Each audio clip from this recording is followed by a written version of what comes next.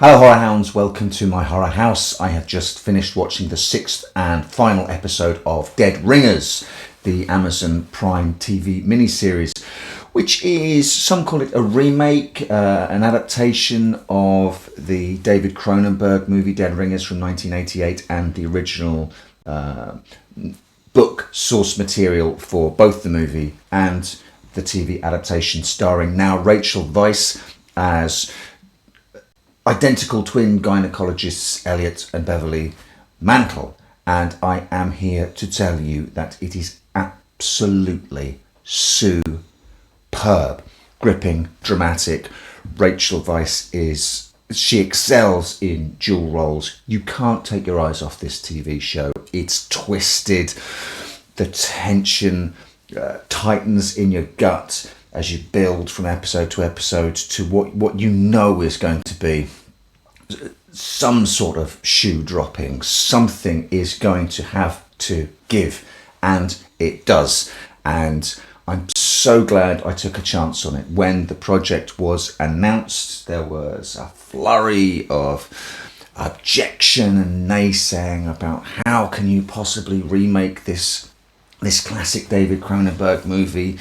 All the same old arguments. Can't we have original content? Why can't you do something new?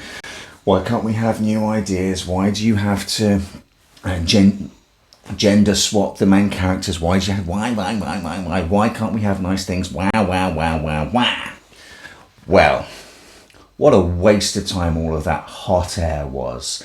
I have absolutely zero problem with remakes and adapting work that bears up to adaptation.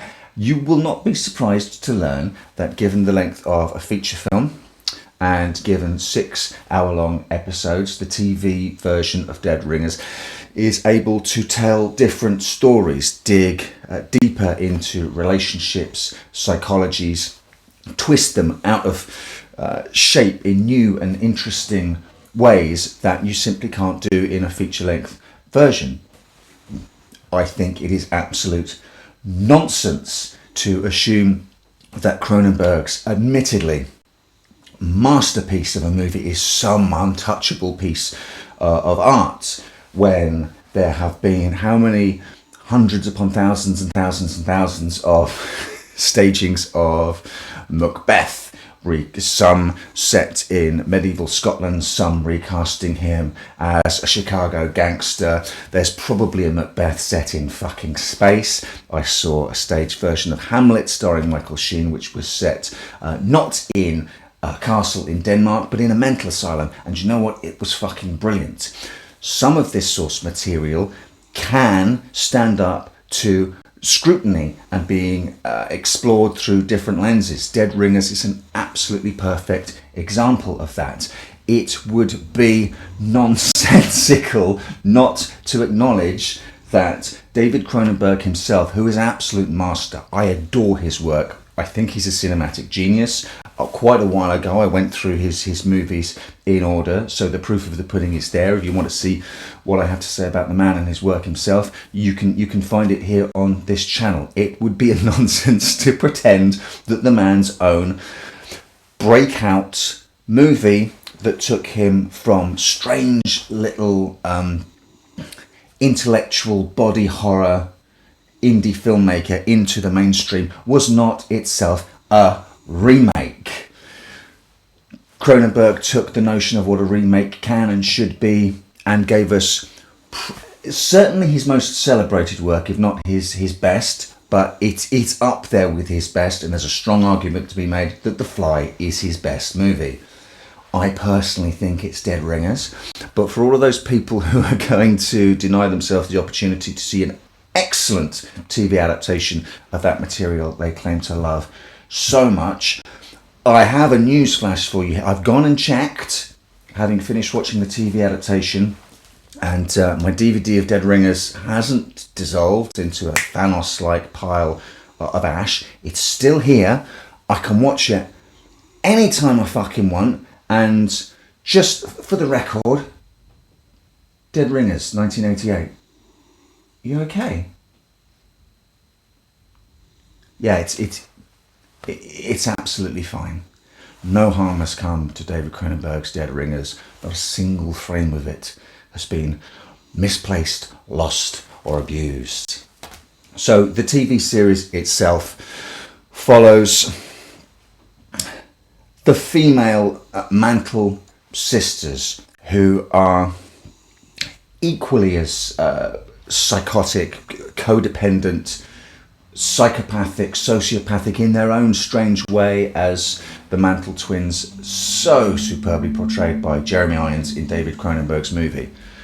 The gender switch allows us to dig into some really interesting thematic stuff around gynecology, prenatal care, childbirth, conception, fertility, that just isn't there when your twins are male. The story you have with the equally as icky with the David Cronenberg original are these two cold, austere, intellectual men controlling or wanting to control or master this very emotional and biological female process, whereas the Mantle twins we have in the TV series are right in amongst it. They're one of them is trying to conceive, the other one is in it purely for the science.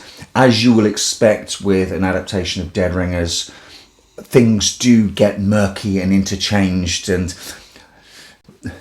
messy little mutations of what you think the original characters are and their relationships are begin to metastasize throughout it. I couldn't take my fucking eyes off it. 6 hours of TV and then we're done. There's going to be no series 2 of Dead Ringers. There's going to be no continuing adventures of the Mantle twins. The creators of this set out to adapt the source material and take it in strange and new directions, and my god they did. What a worthwhile journey it was, and what an entertaining 6 hours of TV it has proven to be. There is no point railing against the culture of remakes when we live in a reality where Alfred Hitchcock remade one of his own fucking movies. The only question you can ask yourself when the product comes out is it good or is it rubbish? And I know the trend is that for remakes of popular movies and TV shows and intellectual properties is for them to be rubbish. But occasionally they're brilliant. Occasionally, like David Cronenberg's The Fly, they're absolutely genre changing and they take us to the next level. So the only question worth asking is not, why can't we have original stories with original material? Because we fucking do. It's out there. Go and find it. It exists. The only question to apply to a remake or an adaptation is it any good? And the Dead Ringers Amazon Prime TV adaptation is very, very, very good. I bid you welcome. I welcome you to my house. Welcome to my house. Welcome to my home.